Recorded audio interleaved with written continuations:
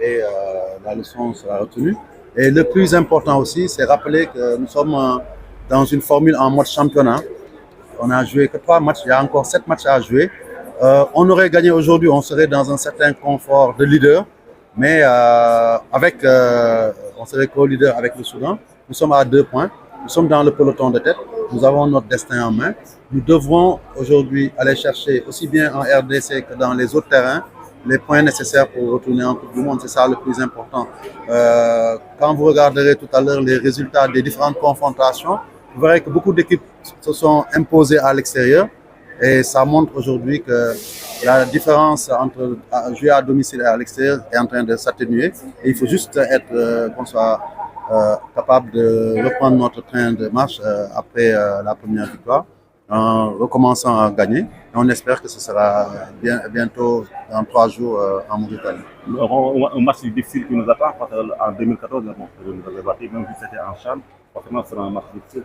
Écoutez, comparons ce qui est comparable. Je pense que vous l'avez dit, aujourd'hui, on fait match nul contre une équipe qui ne nous a pratiquement pas gagné depuis très longtemps, qui prend un point. C'est peut-être un nul qui peut avoir un goût amer, mais je pense que nous avons notre destin en main. Nous avons le potentiel et l'expérience de ces matchs-là pour pouvoir nous imposer n'importe où en Afrique. Et comme je l'ai dit, le groupe est là, soudé, motivé, le jeu est là, donc en ce qui me concerne, je pense que je reste confiant. Si tu as fait 3 matchs aujourd'hui, quel bilan tirez-vous de cette année? Écoutez, je pense que le bilan, les observateurs sont mieux placés pour le faire. Hein. Donc, c'est 100 matchs avec énormément, un pourcentage très très élevé de victoires, une CAN, 2 Coupes du Monde. On espère qu'on aura une 3e Coupe du Monde. Donc, je pense aussi que depuis qu'il est là, il a su faire monter en puissance cette équipe. Aujourd'hui, si le football sénégalais est reconnu de par le monde, je pense que en grande partie, ça a touché pour quelque chose. Et on doit se féliciter de cela. Un fils du pays qui a fait ses gammes ici, qui a grandi avec son équipe pour pouvoir faire les performances qu'il a fait.